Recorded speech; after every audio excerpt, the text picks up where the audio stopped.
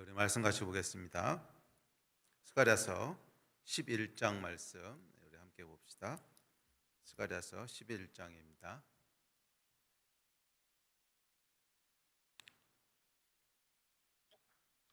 11장 1절부터 우리 한 목소리 읽겠습니다. 시작. 레바논아, 내 문을 열고 불이 내 백향목을 사르게 하라. 너 잣나무여 곡할지어다. 백향목이 넘어졌고 아름다운 나무들이 쓰러졌음이로다. 바산의 상수리 나무들아, 곡할지어다. 무성한 숲이 엎드러졌도다. 목자들의 곡하는 소리가 나며 그들의 영화로운 것이 쓰러졌음이로다. 어린 사자의 부르짖는 소리가 나며 이는 요단의 자랑이 쓰러졌음이로다. 여호와 나의 하나님이 이르시되 너는 잡혀 죽을 양떼를 먹이라. 사들인 자들은 그들을 잡아도 죄가 없다 하고 판 자들은 말하기를 내가 부요하게 되었은즉 여호와께 찬송하리라 하고 그들의 목자들은 그들을 불쌍히 여기지 아니하는도다. 여호와가 말하노라. 내가 다시는 이 땅 주민을 불쌍히 여기지 아니하고 그 사람들을 각각 그 이웃의 손과 임금의 손에 넘기리니 그들이 이 땅을 칠지라도 내가 그들의 손에서 건져내지 아니하리라 하시기로. 내가 잡혀 죽을 양떼를 먹이니 참으로 가련한 양들이라. 내가 막대기 둘을 취하여 하나는 은총이라 하며 하나는 연합이라 하고 양떼를 먹일세. 한 달 동안에 내가 그 세 목자를 제거하였으니 이는 내 마음에 그들을 싫어하였고 그들의 마음에도 나를 미워하였음이라. 내가 이르되 내가 너희를 먹이지 아니하리라. 죽는 자는 죽는 대로 망하는 자는 망하는 대로 나머지는 서로 살을 먹는 대로 두리라 하고 이에 은총이라 하는 막대기를 취하여 꺾었으니 이는 모든 백성들과 세운 언약을 폐하려 하였습니다. 당일에 곧 파암에 내 말을 지키던 가련한 양들은 이것이 여호와의 말씀이었는 줄 안지라. 내가 그들에게 이르되 너희가 좋게 여기거든 내 품삯을 내게 주고 그렇지 아니하거든 그만두라. 그들이 곧 은 30개를 달아서 내 품삯을 삼은지라. 여호와께서 내게 이르시되 그들이 나를 헤아린 바 그 삭슬 토기장이에게 던지라 하시기로 내가 곧 그 은 30개를 여호와의 전에서 토기장이에게 던지고 내가 또 연합이라 하는 둘째 막대기를 꺾었으니 이는 유다와 이스라엘 형제의 의리를 끊으려 함이었느니라. 여호와께서 내게 이르시되 너는 또 어리석은 목자의 기구들을 빼앗을지니라. 보라, 내가 한 목자를 이 땅에 일으키리니 그가 없어진 자를 마음에 두지 아니하며 흩어진 자를 찾지 아니하며 상한 자를 고치지 아니하며 강건한 자를 먹이지 아니하고 오히려 살찐 자의 고기를 먹으며 또 그 굽을 찢으리라. 화 있을진저 양떼를 버린 못된 목자여, 칼이 그의 팔과 오른쪽 눈에 내리니 그의 팔이 아주 마르고 그의 오른쪽 눈이 아주 멀어 버릴 것이라 하시니라. 아멘. 자, 스가랴서 11장 말씀 살펴보겠습니다. 스가랴서 11장은 10장과는 대조되는 말씀입니다. 자, 우리 10장 말씀은 뭐였냐면 여호와 하나님의 구원과 회복에 대한 말씀이었습니다. 그렇죠? 구원하시고 회복하시고 또 회복된 자에게 여호와의 이름으로 행하게 하는 축복을 주시는 여호와 하나님의 구원, 회복, 축복에 대한 예언이었다면 11장 말씀은 심판에 대한 말씀입니다. 그래서 완전히 대조되는 말씀인데 심판에 대한 그런 예언을 이제 기록하고 있습니다. 그래서 우리가 이것을 통해서 이 회복과 심판이라고 하는 것이 한 패키지로 되어 있다고 하는 것을 알 수 있습니다. 10장에서 회복을 얘기하시고 바로 이어서 이제 심판을 얘기하시면서 회복과 심판이라고 하는 것은 동전의 양면과 같이 하나의 패키지로 움직인다고 하는 사실을 알 수 있습니다. 심판 없는 온전한 회복이라는 건 없고요. 그러니까 회복이라고 하는 것은 반드시 심판과 같이 일어나고 또 심판은 회복을 위한 과정이라는 것을 알 수 있습니다. 회개하고 하나님께 돌아오는 자들에게는 구원과 회복을 하나님께 역사하시지만 반대로 하나님을 끝까지 거부하고 거역하는 자들에게는 심판으로 임하게 됩니다. 그래서 우리 11장 말씀을 통해서 여호와 하나님의 심판에 대한 이야기를 함께 살펴보면서 저희 가운데 회개의 은혜가 있게 되기를 기대합니다. 자, 우리 10장 말씀을 살펴볼 때 10장에서는 예수 그리스도의 재림을 배경으로 하고 있습니다. 그래서 예수님이 다시 오셔서 완성하실 하나님의 나라, 그리고 그 완성 가운데 우리가 누리게 될 그런 복과 또 회복과 축복에 대한 이야기를 하고 있다면 11장은 예수 그리스도의 초림에 포커스하고 있습니다. 10장이 다시 오셔서 완성하실 그리고 완성하실 때 부어질 하나님의 축복, 그걸 포커스하고 있다면 11장은 예수 그리스도의 초림을 배경으로 하고 있는데, 초림하신 예수 그리스도를 거부하고 배척하는 이스라엘, 그리고 이 위에 임할 심판에 대한 이야기를 기록하므로 이스라엘뿐만이 아니라 예수 그리스도를 거부하는 모든 자들에게 임하게 되는 심판에 대한 이야기를 묘사하고 있습니다. 근데 예수님의 초림이라고 하더라도 우리로는 과거 시점이지만 스가랴가 예언할 때는 미래 시점이었죠. 그래서 미래에 임하실 메시아의 초림, 그리고 그 메시아를 거부하는 이스라엘에게 임할 심판, 그리고 더 나아가서 쭉 이어지는 인류의 역사 가운데 메시아 예수 그리스도를 거부하는 사람들에게 임할 심판에 대해서 이야기하고 있는 것이 11장입니다. 특별히 11장의 주제 중 하나는 목자예요. 그래서 세 종류의 목자가 등장하는데, 첫 번째는 거짓 목자가 등장하고, 두 번째는 참 목자이신 예수 그리스도가 등장하고, 그리고 마지막 세 번째는 더 나쁜 목자, 더 나쁜 목자가, 어리석고 못된 목자, 더 나쁜 목자가 등장합니다. 자, 그래서 이 목자에 대한 이야기는 어떻게 진행되냐면, 거짓 목자에게 속아서 비참한 삶을 살고 있는 이스라엘에게, 또는 거짓 목자에게 속아서 비참한 삶을 살고 있는 우리에게 참 목자 예수 그리스도를 하나님 보내십니다. 그래서 이 참 목자를 영접하고 따르는 자들에게는 구원과 회복의 은혜를 주십니다. 그런데 문제는 이 참 목자를 거부하고 배척하면 어떻게 되냐는 거예요. 이 참 목자를 거부하고 배척하면 어떻게 되는가? 불행하게도 예수께서 이 땅에 오셨을 때 이스라엘이 그랬죠. 참 목자이신 예수 그리스도를 거부하고 배척했습니다. 이 내용이 4절부터 8절까지 기록되어 있는 내용이고요. 참 목자를 거부하는 자들은 어떻게 되냐면 더 나쁜 목자가 나타난다는 거예요. 더 나쁜 목자, 어리석고 못된 목자가 나타난다는 것입니다. 이것이 15절부터 17절 마지막까지의 내용입니다. 그래서 마지막 때 예언된 적그리스도도 이 패턴을 따라 등장하게 되죠.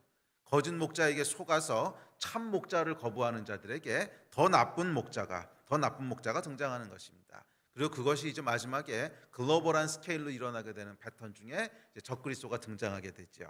자, 이 말씀이 11장 말씀의 주제입니다. 그래서 11장 말씀은 이 세 목자에 대한 것을 이해해야 됩니다. 거짓 목자가 있고요. 이 거짓 목자에 속아서 비참하고 가련한 인생을 살고 있는 이스라엘에게, 또 모든 인류에게 하나님께서 참 목자, 선한 목자 예수 그리스도를 보내신다는 거예요. 그런데 이 참 목자를 계속 배척하고 거부하면 더 나쁜 이상한 놈이 나타난다는 거예요. 그것이 11장의 주제입니다. 먼저 1절부터 3절을 한번 보죠. 자, 1절부터 3절은 시적으로 표현된 11장 전체에 대한 어떤 서곡 비슷한 겁니다.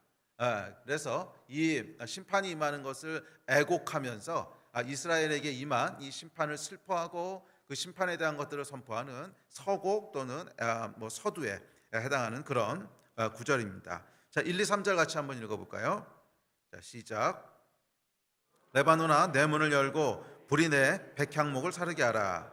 너 잣나무여 곡할지어다. 백향목이 넘어졌고 아름다운 나무들이 쓰러졌음이로다. 바산의 상수리 나무들아 곡할지어다. 무성한 숲이 엎드러졌도다. 목자들의 곡하는 소리가 나며 그들의 영화로운 것이 쓰러졌음이로다. 어린 사자의 부르짖는 소리가 나며 이는 요단의 자랑이 쓰러졌음이로다. 자, 여기 보면 백향목도 불타서 없어지고 잣나무와 상수리 나무도 모두 불타서 없어지는 것을 이제 묘사합니다. 자, 백향목이라고 하는 것은 여러분 궁궐을 짓고 또 성전을 지었던 아주 고급 목재죠.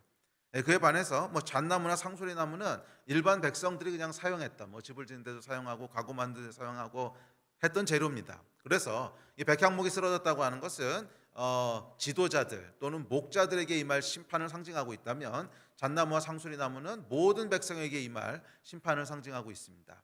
그래서 이 백향목부터 시작해서 잣나무와 상수리 나무까지 다 불타서 쓰러졌다는 거예요. 이와 같이 이 하나님의 심판이 임할 때 리더들로부터 시작을 해서 고위층으로부터 시작을 해서 이 메시아를 거부했던 모든 백성들 가운데 임하게 될 거라고 하는 것을 서언적으로 표현하고 있는 심판의 서곡 비슷한 것입니다. 자, 그리고 심판은 특별히 어디서부터 임하냐면 목자들로부터 임하죠. 목자들에게 먼저 심판이 임하고 목자들에게 심판이 먼저 시작이 됩니다. 자, 본격적인 내용은 이제 4절부터 시작됩니다. 4절부터 시작되는데 오늘 살펴볼 게 이제 4절부터 8절까지 살펴볼 텐데, 이 4절부터 6절, 뭐 조금 더 길게는 4절부터 8절까지는 메시아가 오셨을 때 이스라엘의 상황이 어떠했는지를 묘사합니다. 메시아가 어떤 상황 가운데 있는 이스라엘 가운데 오시는가, 이것을 조금 더 영적으로 해석을 하면 메시아가 어떤 상황 가운데 있는 사람에게 임하시는가, 예수가 어떤 상황 가운데 있는 사람들에게 찾아오시는가 하는 것을 이야기하고 있습니다. 자, 4절에 보면 4절부터 살펴보죠. 4절 같이 읽어봅시다. 시작. 여호와 나의 하나님이 너는 잡혀 죽을 양떼를 먹이라. 자, 메시아가 이스라엘에 오셨을 때 이스라엘은 어떤 상황이었냐면 비참한 상황 가운데 있었다는 거예요. 비참한 상황 가운데 있었다는 거예요. 영적으로도 마찬가지입니다. 영적으로도 하나님을 떠나 살아가는 인간은 비참한 상황 가운데 있는 거죠. 그리고 이 비참한 상황 가운데로 참 목자 예수 그리스도가 찾아오십니다. 자, 4절 말씀에 보면 이 메시아가 찾아오셨을 때 이스라엘이 어떤 상황이라고 묘사하고 있냐면 잡혀 죽을 양떼라는 거예요. 잡혀 죽을 양떼. 너는 잡혀 죽을 양떼를 먹이라. 자, 여기서 너라고 하는 것은 1차적으로는 스가랴 선지자를 의미합니다. 그런데 이 스가랴 선지자는 다시 하나님이 앞으로 보내실 참 목자 메시아 예수 그리스도를 예표하고 있죠.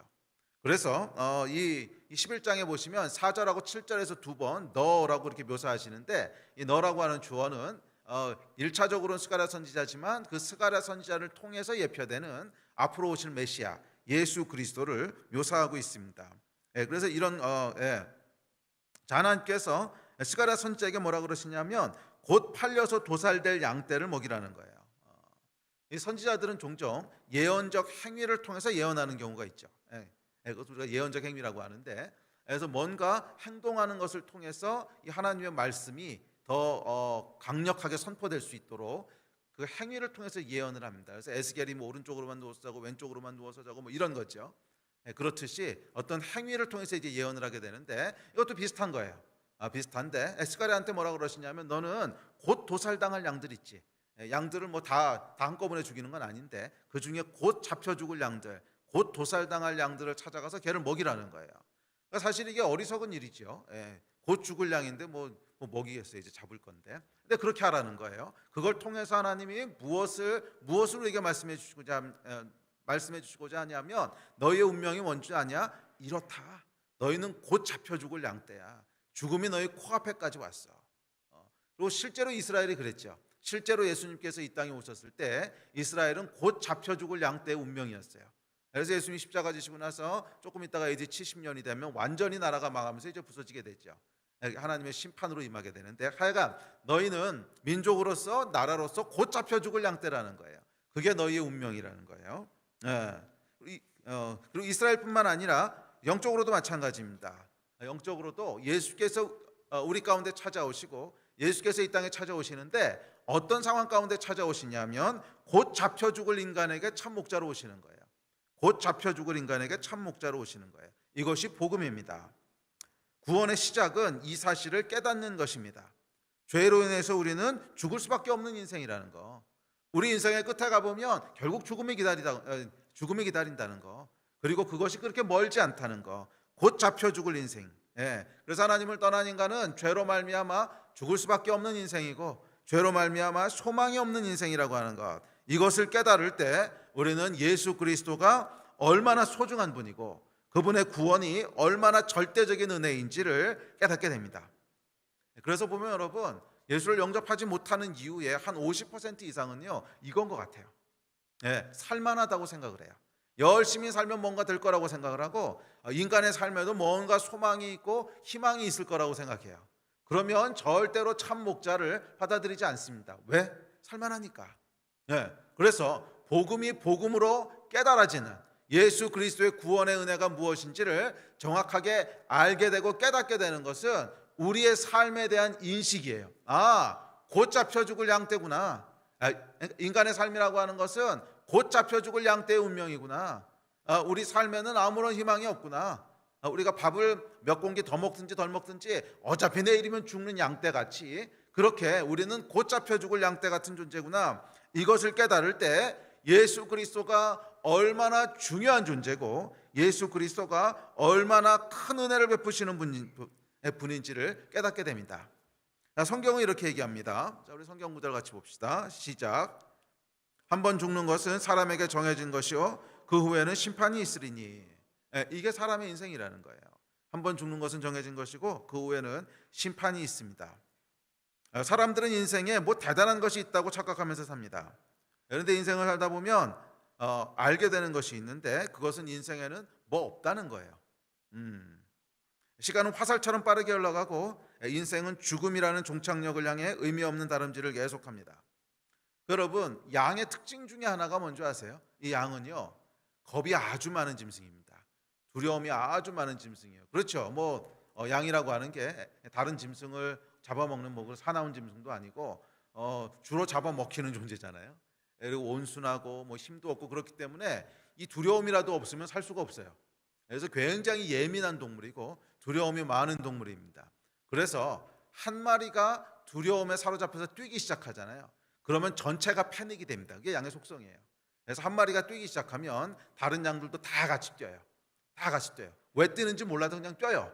한 마리가 뛰면은 하여간 위험한가 보다 그래서 다 같이 뜁니다. 다 같이 뛰다가 한 마리가 낭떠러지가 나타나서 이게 떨어져 죽잖아요. 그럼 다 같이 떨어져 죽어요. 한 마리가 뛰기 시작하면 죽음까지도 그냥 계속 같이 뛰어가는 그것이 양의 속성입니다. 자, 그런데 하나님을 떠난 인간이 마치 이런 가련한 양 같다는 거예요. 마치 이런 가련한 양 같다는 거예요. 왜 달리는지도 모르고 달립니다. 그렇죠? 사람도 열심히 인생을 달리는데 왜 달리는지 몰라요. 그래서 인생 끝에 가보면 뭐가 있을 것이라고 믿고 열심히 달립니다. 달리면서 스스로 묻기도 합니다. 왜 달리는 거지? 끝에 가보면 뭐가 있는 거지? 몰라요. 나도 모르고 다른 사람도 모르고 열심히 달립니다. 근데 옆을 돌아보니까 다 같이 달리고 있어요. 그러니까 이 사람도 달리고 저 사람도 달리고 나만 멈추면 안 될 것 같아. 계속 달립니다. 옆 사람에게 물어보기도 합니다. 거기 가면 뭐가 있대요? 아무 대답이 없습니다. 그런 거 묻지 말고 그냥 달려요. 지금 달리기도 바쁜데 별걸 다 묻네. 그리고 달리고 달려서 결국 종착역에 이릅니다. 그것이 어디입니까? 잡혀 죽을 곳. 양이 도살당하는 곳. 그게 열심히 달려서 뭐 있나 하고 열심히 달려서 이 사람도 달리고 저 사람도 달리는데 가보면 잡혀 죽을 곳, 양을 잡아 죽이는 곳, 죽음이 있는 곳에 다다른다는 거예요. 이게 오늘 묘사하고 있는 이 말씀의 내용입니다. 곧 잡혀 죽을 양, 곧 잡혀 죽을 양, 가련한 양에게 꼴을 먹이라 이렇게 말씀하시면서 인간의 인생과 운명이 뭔지를 보여주는 거죠. 너희의 인생의 본질이 뭔 줄 아느냐? 열심히 달리는데 너희는 달려서 끝에 가보면 도살장에 가 있는 거야. 열심히 달리는데 뭐가 있을 줄 알고 불이 나게 달려가는데 끝에 가보면 도살당하는 곳에 도착하게 되는 거야. 이 이야기를 하고 있습니다. 그리고 여러분 정말로요, 죽음은 곧 다가옵니다. 곧 다가와요. 그리고 그 후에는 심판이 있습니다. 자, 둘째 5절입니다. 5절은 이렇게 얘기합니다. 시작. 사들인 자들은 그들을 잡아도 죄가 없다 하고 판자들은 말하기를 내가 부요하게 되었은즉 여호와께 찬송하리로다 하고 그들의 목자들은 그들을 불쌍히 여기지 아니하는도다. 여러분, 이것이 곧 잡혀 죽을 양떼인데 더 비참하고 비루한 것은 뭐냐면 양을 사들인 자들이 그 양 잡아서 죽여도 괜찮아 이렇게 얘기한다는 거예요. 양을 산 자가 그 양을 잘 돌보고 키우고 그러는 게 아니라 양을 산 자는요, 그 양 죽여도 괜찮아 그렇게 얘기하고, 판 자는요, 판 사람은 그 양이 이제 죽을 걸 알고 판 거잖아요. 죽을 걸 알고 팔았는데도 말하기를 내가 양 팔아서 돈 좀 챙겼으니까 아멘 할렐루야 여호와를 찬송한다는 거예요. 그렇죠? 네, 양이 죽을 걸 뻔히 알면서 팔았는데도 양 팔아서 내가 부요하게 됐으니 여호와께 찬송하리로다. 양 팔아서 내가 돈을 좀 챙겼으니까 아멘 할렐루야 한다는 것입니다. 그리고 목자는 그것을 바라보면서도 양을 전혀 불쌍히 여기지 않는데요. 정말 환장의 삼중주입니다. 그렇죠? 양을 산 자도 양을 잡아 죽어도 괜찮다고 하고, 판자는 난 돈 챙겼으니까 몰라, 그냥 할렐루야야. 그리고 양을 사랑하고 돌봐야 될 목자는 전혀 불쌍히 여기지 않는 이 환장의 삼중주. 그게 이스라엘의 현실이고 하나님을 떠난 인간의 현실이라는 거예요. 아무도 이스라엘을 신경 써주지 않습니다. 아무도 이스라엘을 불쌍히 여기지 않습니다. 뭐 이스라엘이 어떻게 되든 말든 모든 관심은 자기 이익에게만 있습니다. 이익이 된다면 팔아버리고 이익이 된다면 도살해서 잡아먹습니다. 그리고 이렇게 천대받고 멸시받는 이스라엘의 비참한 모습을 바라보면서도 아무도 불쌍히 여기는 사람이 없어요. 아무도 불쌍히 여기는 사람이 없어요. 그건 네 일인데 뭐 나는 상관없어. 이것이 이스라엘의 현실이었다는 거예요. 그리고 불행하게도 이것이 하나님을 떠난 인간의 현실이기도 합니다. 이게 하나님을 떠난 인간의 영적인 현실이라는 거예요. 저는 이 말씀을 읽으면서 참 깊게 공감이 되더라고요. 아, 그래. 맞아. 정말 그렇지. 하나님을 떠난 인간의 영적인 현실이 정말 이 말씀 그대로. 환자는 죽여도 괜찮다 그러고, 산자는 내가 돈 벌었으니까 뭐 할렐루야. 그리고 돌봐야 될 목자는 전혀 불쌍히 여기지 않는, 아무도 불쌍히 여겨주는 사람이 없는, 그게 여러분 인간의 영적인 현실이라는 거예요. 모두 자기 이익에만 관심이 있고 모두 자기 이익을 위해서만 움직입니다. 이익이 된다면 얼마든지 저 사람 팔아버릴 수 있고요, 이익이 된다면 얼마든지 저 인간 도축해서 죽여버릴 수 있습니다. 불쌍히 여기는 사람 아무도 없습니다. 아무도 없어요. 자기가 부유하게 되었다면 여호와께 감사하리로다. 아멘 할렐루야. 끝. 그러니까 이것이 여러분 하나님을 떠난 인간의 현실입니다. 원수는 우리 인생을 도둑질하고 파괴하려고만 하고, 이웃들은 내가 어떻게 되든지 관심이 없습니다. 불쌍히 여겨주는 이가 하나도 없습니다. 그저 자기가 부유하게 될 수만 있다면 저 인간 팔아치우는 건 문제도 아닙니다. 성경은 이 비참한 인간의 현실을 이렇게 말합니다. 요한복음입니다. 시작. 도둑이 오는 것은 도둑질하고 죽이고 멸망시키려는 것뿐이요, 내가 온 것은 양으로 생명을 얻게 하고 더 풍성히 얻게 하려는 것이라. 여러분 참 비참하지 않습니까? 그래요 여러분. 이 하나님을 떠난 인간은 비참합니다. 양에게 생명을 얻게 하고 또 풍성히 얻게 하실 분은 참 목자뿐인데 그 목자를 떠났어요. 양에게 생명을 얻게 하고 또 풍성히 얻게 할 분은 예수 그리스도, 우리 하나님 한 분뿐인데 이 목자를 양이 떠났어요. 여러분, 양이 목자를 떠나면 어떻게 됩니까? 양은 절대적으로 목자를 필요로 하는 존재입니다. 양은 혼자 살 수가 없어요. 생각해 보세요. 양이 무슨 힘이 있습니까? 뭐 똑똑하기를 합니까? 혼자 돌아다니는 양은요 그냥 사나운 이리에 밥이 되는 것으로 끝나는 거예요. 또 그 몰골도 꽤 제재합니다. 돌봐주는 사람이 없으니까 시커먼 털에다가 털을 깎지도 못해가지고 엉겨 붙어 있고, 그 전에 어느 그 신문에 보니까 그 양 털을 몇 년인가 안 깎은 양이 있는데요, 움직이지도 못할 만큼 털이 이렇게 불어나더라고요. 정말 움직이지도 못할 만큼 털이 불어나는데, 이 목자를 떠난 양은 그런 거예요. 움직이지도 못할 만큼 털이 불어나고, 털은 꽤 제재하고, 사나운 짐승이 쫓아와도 지켜줄 리가 없고, 사람들이 잡아다가 도축장에 팔아넘겨도 아무런 저항을 할 수 없습니다. 그저 죽음만이 기다리고 있어요. 이게 목자를 떠난 양이고, 그리고 하나님을 떠난 인간입니다. 사들인 자들은 그들을 잡아도 죄가 없다 하고, 판자들은 말하기를 내가 부유하게 되었은즉 여호와께 찬송하리로다 하고, 그들의 목자들은 그들을 불쌍히 여기지 아니하는도다. 이게 목자를 떠난 양의 현실이고요, 하나님을 떠난 인간의 현실입니다. 왜요? 양으로 생명을 얻게 하고 더 풍성히 얻게 하시는 참 목자, 그분은 하나님밖에 없기 때문에 그래요. 양으로 생명을 얻게 하고 더 풍성히 얻게 하는 참 목자는 예수 한 분이신데, 이 예수를 떠났기 때문에 결국 양은 이렇게 된다는 거예요. 여러분, 하나님의 심판은 아무도 불쌍히 여겨주는 사람이 없는 것으로 시작됩니다. 심판이 어떻게 시작되냐 하면 아무도 나를 불쌍히 여겨주는 사람이 없어져요. 내 주변에 아무도 나한테 신경 쓰지 않아요. 여기서부터 심판이 시작된다는 거예요. 원수가 나를 팔고 사고 원수가 나를 도살할 곳으로 넘기는데 아무도 도와줄 사람이 없습니다. 아무도 불쌍히 여겨주는 사람이 없습니다. 이게 심판의 시작이라는 거예요.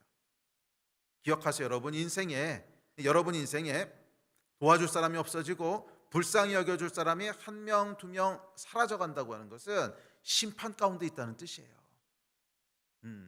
그리고 마지막에 도와줄 사람이 아무도 없게 되면 잡혀 죽는 거예요. 그러나 반대로 누군가 여러분을 불쌍히 여겨주고 누군가 여러분의 인생에 관심을 가져주는 사람이 있다면 아직 하나님이 여러분을 붙잡고 있다는 증거입니다. 아멘. 예. 감사하게도 여러분 셀에서 리더가 또는 셀에 있는 다른 지체가 여러분 삶에 대해서 물어봐주고, 지난번에 그거 잘 됐어? 그거 어때? 지금 그 위기는 좀 넘겼어? 물어봐주는 거 감사하십시오. 누군가 여러분의 삶에 관심을 가져주고 누군가 여러분의 삶을 불쌍히 여기는 사람이 있다고 하는 것은 여전히 하나님이 여러분을 붙잡고 계시다는 증거예요. 그거 아무도 안 물어보는 사람이 아무도 없어지는 순간 여호와의 심판이 여러분 가운데 임하는 겁니다. 그게 심판의 시작이에요. 그러므로 여러분, 심판을 면하고 싶으면 어떻게라도 셀에 붙어 계세요. 그래도 누군가는 여러분 인생에 관심 가져주는 사람이 있어야, 그래야 우리 인생이 보호받고 살아남을 수 있는 거예요. 아무도 여러분 인생을 불쌍히 여겨주지도 않고 관심도 갖지 않는다면 그것은 심판이에요. 참 비참한 인생입니다. 아무도 불쌍히 여겨주는 이가 없는 인생, 아무도 관심 가져주는 이가 없는 인생은 생각보다 훨씬 비참하고요, 생각보다 훨씬 고통스러운 인생입니다. 자, 셋째 6절은 이렇게 얘기합니다. 자, 6절 읽습니다. 시작. 여호와가 말하노라, 내가 다시는 이 땅 주민들을 불쌍히 여기지 아니하고 그 사람들을 각각 그 이웃의 손과 임금의 손에 넘기리니 그들이 이 땅을 칠지라도 내가 그들의 손에서 건져내지 아니하리라 하시기로. 하나님께서 말씀하십니다. 내가 다시는 이 땅 주민을 불쌍히 여기지 않고, 그리고 여러분 사실은 이것이 아무도 불쌍한 사람이 없는 진짜 이유예요. 하나님이 불쌍히 여기지 않으신다는 거예요. 그래서 아무도 불쌍히 여기는 사람이 없는 거예요. 또 넘기기로, 건져내지 않기로 마음 먹으셨다는 거예요. 그래서 아무도 불쌍히 여기는 사람이 없는 거예요. 역으로 생각해 보십시오. 만약 하나님이 여러분은 그런 심판의 대상이 되면 안 되죠. 하여간 하나님이 누군가를 정말로 불쌍히 여기고 계시고 이웃의 손과 임금의 손에 넘겨버리고 구원하지 않기로 그렇게 작정하시지 않고 아직 하나님이 구원하시기로 마음먹고 계시다면 누구라도 보내지 않으시겠어요? 누구라도 불쌍히 여기는 사람을 보내시고 누구라도 도와줄 사람을 보내지 않으시겠습니까? 그렇죠. 아무도 도와줄 사람이 없고 아무도 불쌍히 여기는 사람이 없다는 건 무슨 뜻이에요? 하나님께서 그러시다는 거예요. 하나님께서 아무도 보내지 않으신다는 거예요. 하나님께서 불쌍히 여기지 않으신다는 거예요. 그래서 여러분, 이게 참 무서운 겁니다. 주변에 아무도 불쌍히 여기는 사람이 없고 주변에 아무도 도와주는 사람이 없다는 것은 하나님께서 내가 더 이상 이 땅 주민을 불쌍히 여기지 않겠다라고 선포하시는 그 뜻이에요. 여러분, 우리는 하나님의 도우심이 필요한 존재입니다. 우리는 여호와의 긍휼이 필요한 존재입니다. 여호와 하나님께서 우리를 불쌍히 여겨주지 않으시면 우리가 어디 가서 삶을 의탁하겠어요? 여호와 하나님이 우리를 긍휼히 여겨주지 않으시면 우리가 어디에 가서 비비겠어요? 여러분, 그렇지 않습니까? 여호와 하나님은 우리의 요새시고 우리의 피난처시고 우리의 반석이세요. 여호와 하나님이 우리를 구원하지 않겠다고 말씀하시면 우리 인생이 어디에서 소망을 찾겠어요? 다윗은 이렇게 고백합니다. 시편 40편 봅시다. 시작. 여호와여, 주의 긍휼을 내게서 거두지 마시고 주의 인자와 진리로 나를 항상 보호하소서. 수많은 재앙이 나를 둘러싸고 나의 죄악이 나를 덮침으로 우러러 볼 수도 없으며 죄가 나의 머리털보다 많으므로 내가 낙심하였음이니이다. 여호와여, 은총을 베푸사 나를 구원하소서. 여호와여, 속히 나를 도우소서. 나는 가난하고 궁핍하오나 주께서는 나를 생각하시오니 주는 나의 도움이시오 나를 건지시는 이시라.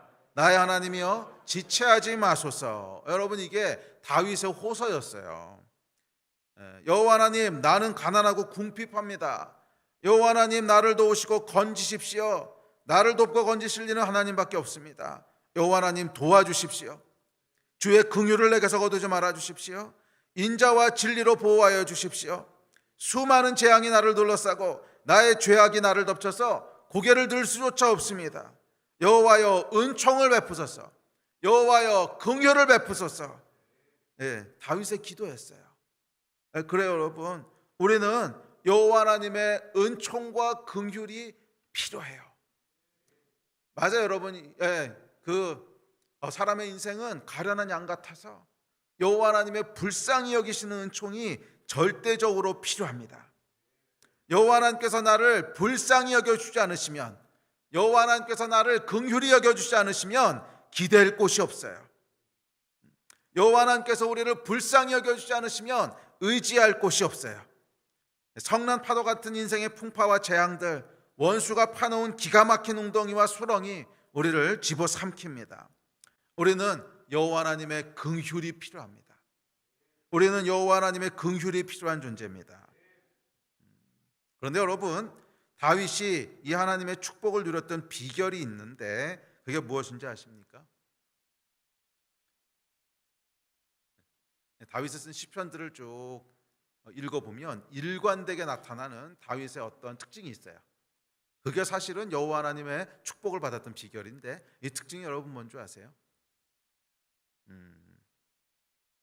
특징은 다윗은 하나님 앞에서 불쌍하게 보인다는 거예요. 이게 말이 좀 이상하긴 한데 하여간 사실이에요. 표현을 좀 잘 이해할 필요가 있는데, 하여간 다윗이 썼던 시편들을 읽어보면요, 참 불쌍해요. 참 불쌍해서 막 도와줘야겠다는 마음이 이렇게 우러러 나와요. 그렇지 않습니까? 이게 여러분 다윗의 아주 중요한 특징이에요. 다윗은 적어도 하나님 앞에서 세게 보인 적이 한 번도 없어요. 세게 보인 적이 한 번도 없어요. 그러니까 하나님 앞에서 뭐 힘자랑을 한다거나, 딱 한 번 힘자랑한 적 있죠. 힘자랑은 언제 했죠?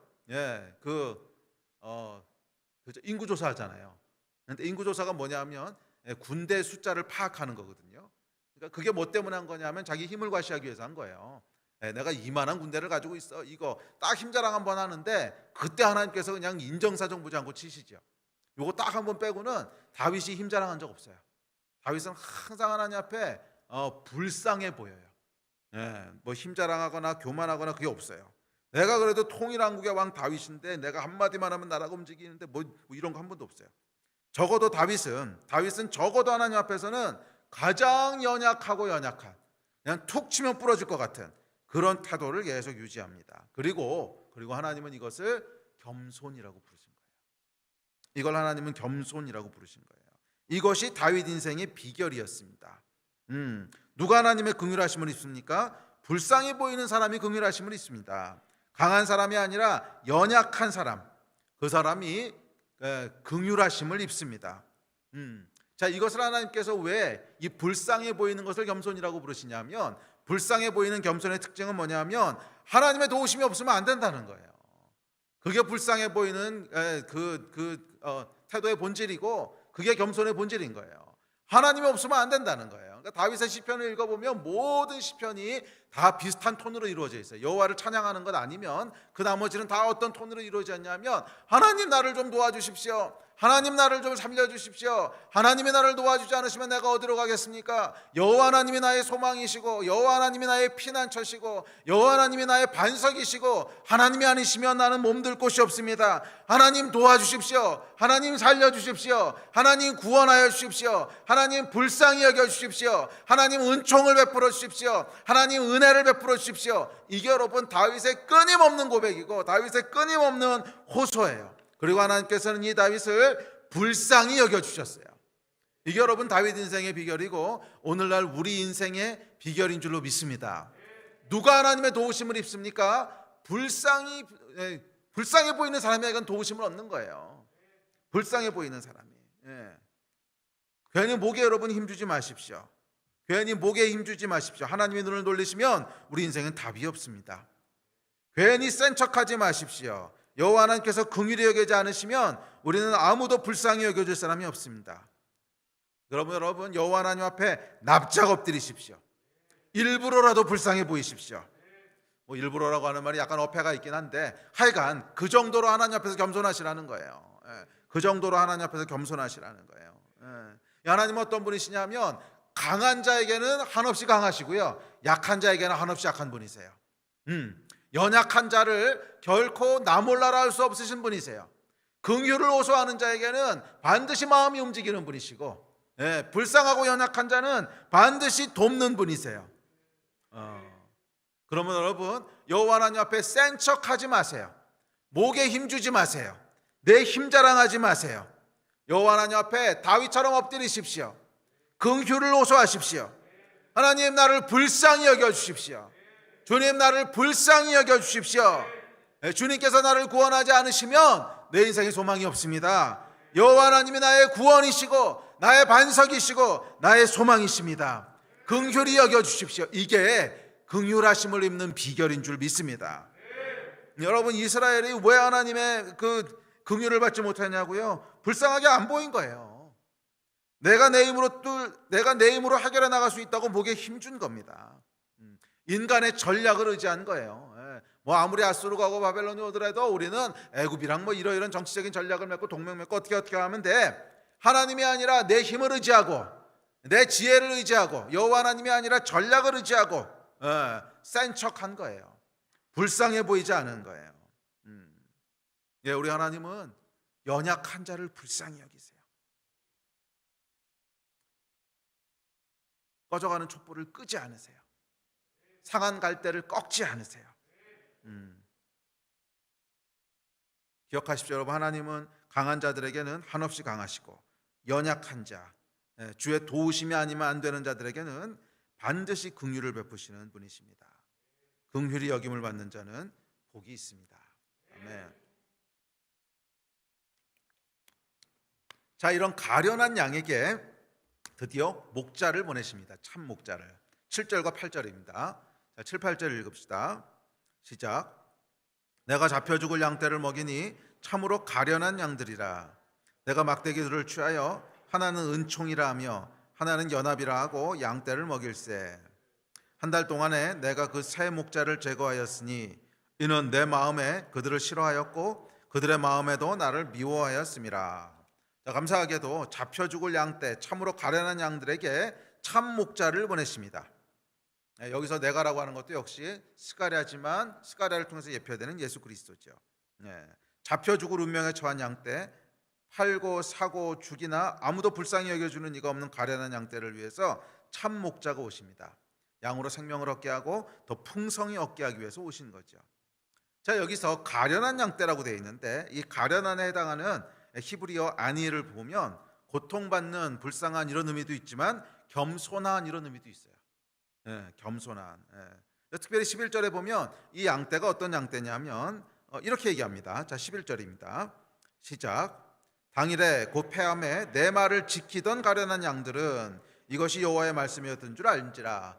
그러니까 이스라엘에 보면 뭐 대부분이 여호와 하나님을 배척하고 교만하고 떠나고 이랬는데 그 중에 가련한 양들이 있었는데 이 양들은 어떤 양들이냐면 여호와 하나님의 말씀을 분별하고 따랐던 양들이 있었다는 거예요. 소수지만 그 양들을 뭐라고 묘사했어요? 가련한 양들이다. 근데 가련한이라고 하는 것이 뭐예요? 아까 얘기했던 겸손한 양들이라는 거예요.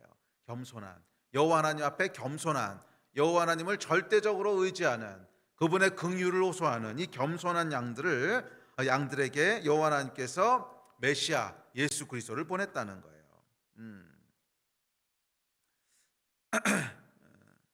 그래요, 여러분. 인간의 현실은 비참합니다. 곧 잡혀 죽을 양떼같이 비참한 양입니다. 그것이 하나님을 떠난 모든 인간의 현주소입니다. 그런데 그 인간들 중에서도 불쌍해 보이는 가련한 양들이 있다는 거예요. 다윗의 영을 가진 사람들입니다. 그들은 누구예요? 하나님께 호소하는 자들이에요. 하나님의 긍휼을 호소하는 자들이에요. 이 사람들이 누구냐면 하나님을 떠나서 곧 잡혀 죽을 운명에 처한 양들 가운데 가련한 양들인 줄 믿습니다. 메시아의 불쌍히 하심을 입고 여호와 하나님의 도우심을 받는 다윗의 영을 가진 사람들이에요. 그리고 그들은 어떤 사람들이라고요? 여호와 하나님께 호소하는 사람들이에요. 여호와 하나님의 긍휼을 호소하는 자들이에요. 여호와 하나님 도와주십시오. 여호와 하나님 불쌍히 여겨주십시오. 당신이 도와주지 않으시면 우리는 끝입니다. 나는 가난하고 궁핍하오니 여호와여 도와주소서. 우리를 불쌍히 여겨주십시오. 도와주십시오. 이 가련한 양들, 겸손한 양들에게 하나님께서 참 목자 예수 그리스도를 보내십니다. 보내셔서 잡혀 죽을 양을 먹이십니다. 그래요, 여러분. 예수께서는, 예수의 도우심은 항상 가련한 양에게 임해요. 도우심을 별로 필요로 하지 않는 사람, 별로 예수 그리스도를 필요로 하지 않는 사람, 인생을 그냥 내 힘으로 살 수 있다고 생각하는 사람, 뭐 굳이 하나님 의지하지 않아도 괜찮아. 뭐 예수 뭐 있으면 좋지만, 그래 뭐 예수가 하나님인지 아닌지는 모르겠지만 그냥 알아볼 의향은 있어. 그렇지만 뭐 내 인생에 굳이 하나님의 도우심 이런 거 필요 없어. 이렇게 마음으로 생각하는 사람에게는요, 예수 그리스도의 도우심이 임하지 않아요. 그 사람의 인생은 죄송하지만 곧 도살당할 잡혀 죽을 양이에요. 왜 사람들이 여호와 하나님을 만나지 못하는가? 왜 사람들이 예수 그리스도를 만나지 못하는가? 이것 때문에 그래요. 별로 필요로 하지 않는 거예요. 가련한 양이 아니에요. 겸손한 양이 아니에요. 그냥 내 힘으로 살만하고, 그냥 내 힘으로 그럭저럭 해결할 만해요.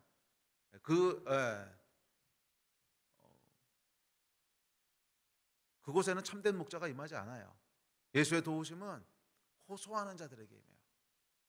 도와주십시오 하나님, 도와주십시오 하나님, 도와주십시오 하나님. 거기에 임하는 거예요. 처음으로 제가 예수를 영접하던 대학교 1학년 때 기도 가운데 하나님이 임하셔서 제 인생 가운데 완전히 새로운 인생이 시작됐는데, 그때 제 기도가 아직도 기억이 납니다. 기도 내용이 뭐였냐면, 저는 개인적으로 하나님이 계신지 안 계신지 정말 모르겠습니다.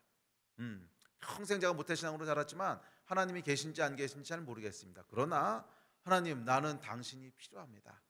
계시다면 나를 좀 도와주십시오. 이 기도를 하는데요, 갑자기 눈물이 폭폭처럼 쏟아지면서 여호와 하나님의 은혜가 임하더라고요. 그리고 제가 거듭나게 됐어요. 참 목자를 만나게 됐습니다.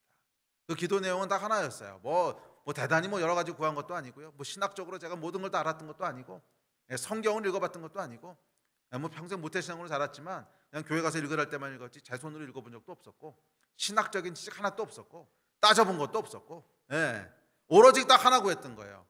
하나님이 정말 계시다면 나를 좀 도와주십시오. 내 인생에는 하나님의 도우심이 필요합니다. 내 인생에는 하나님의 도우심이 필요합니다. 그리고 여러분은 어떠세요? 여러분 인생은 어떠십니까? 정말 하나님이 필요하십니까? 그 사람이 복된 사람입니다. 정말 여호와 하나님의 도우심이 필요하십니까? 호소하셔야 됩니다. 예수를 믿지 못하고 거듭나지 못하는 사람들의 공통적인 특징은 이 호소가 없는 거예요. 인생이 그냥 살만한 거예요. 아니요, 여러분, 그곳에는 하나님이 임하시지 않아요. 그 인생은 죄송하지만 불쌍히 여겨줄 사람이 없는 인생이고, 그 인생은 곧 잡혀 죽을 양 같은 인생이에요. 정말 여호와 하나님께서 참 목자를 보내는 인생은 어떤 인생인가? 호소하는 인생이에요. 도와주십시오 하나님, 도와주십시오 하나님. 나에게는 하나님밖에 없습니다. 하나님의 도우심이 아니시면 내 인생이 갈 곳이 없습니다. 도와주십시오 하나님, 긍휼히 여겨주십시오 하나님. 이 부르짖음이 있을 때 참 목자를 보내셔서 먹이시고 그 인생을 풍성하게 하시는 줄 믿습니다. 그래서 오셔서 뭘 하신다는 거예요? 은총과 연합의 막대기로 이를 먹이시고, 이거 우리 다음 주에 계속 살펴볼 텐데, 은총과 연합이라고 하는 것은 하나님의 축복을 얘기합니다. 은총, 좋은 걸 주신다는 거예요. 연합, 서로 하나 되게 하신다는 거예요. 이 축복을 주시고 새 목자를 제거하십니다. 새 목자는 새 목자가 어떤 존재인지는 잘 몰라요. 하지만 예수께서 싫어하시고 그들도 예수를 싫어하는 존재래요. 그러니까 거짓 목자들이겠죠. 그래서 우리의 삶을 교만하게 만들고 우리의 삶을 정말 비참하게 만들었던 가장 원흉이 되는 뿌리, 그 뿌리를 제거하신다는 거예요. 이게 하나님의 도우심인 줄 믿습니다. 우리 예배 마무리합시다. 우리 예배팀 앞으로 나오십시오. 그게 하나님의 도우심이에요. 기억하십시오, 여러분. 사람은 가련한 존재예요. 여호와 하나님을 떠난 인간은 가련한 존재입니다. 곧 잡혀 죽을 양이고 불쌍히 여겨주는 사람 하나 없는 비참한 존재입니다. 우리는, 저와 여러분은요, 여호와 하나님의 도우심이 필요합니다. 여호와 하나님의 긍휼이 필요합니다. 여호와 하나님께서 우리를 긍휼히 여겨주지 않으시면 우리는 갈 곳이 없어요. 곧 잡혀 죽는 거 말고는 갈 곳이 없어요. 그러면 여러분, 우리는 선택해야 됩니다. 우리는 선택해야 돼요. 여호와 하나님 앞에서 불쌍한 존재가 될 것인지 아니면 센 존재가 될 것인지 선택하셔야 돼요. 그래, 여러분은 어떤 존재입니까? 여호와 하나님 앞에 불쌍한 존재, 가련한 존재십니까? 아니면 여호와 하나님이 없어도 별 문제가 없는 센 존재이십니까? 우리 선택해야 돼요. 그리고 하나님께서는 불쌍한 존재에게 긍휼을 베푸시는 분이십니다. 불쌍한 존재에게 긍휼을 베푸시는 분이십니다. 그러면 여러분, 여호와 하나님 앞에서 센 척하지 마십시오.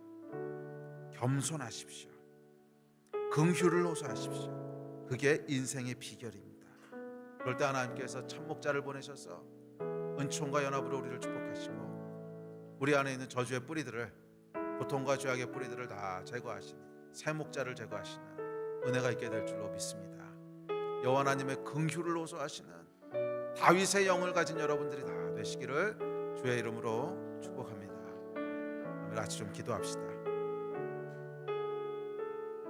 우리 자리에서 일어나셔서 우리 말씀 기억하시면서 좀 기도하실 때 좀 여호와 하나님께 호소하지 않으시겠어요? 여러분 인생 피곤하시잖아요. 인생 피곤하시잖아요. 인생 불안하시잖아요. 인생 두려우시잖아요. 당연합니다. 그럴 수밖에 없어요. 우리의 인생을 풍성하게 해주고 생명을 주실 분은 여호와 하나님밖에 없는데, 목자를 떠난 양이, 그 양의 인생이 풍성하고 안전하고 행복하다면 이상한 거죠. 여러분 인생 불안하시고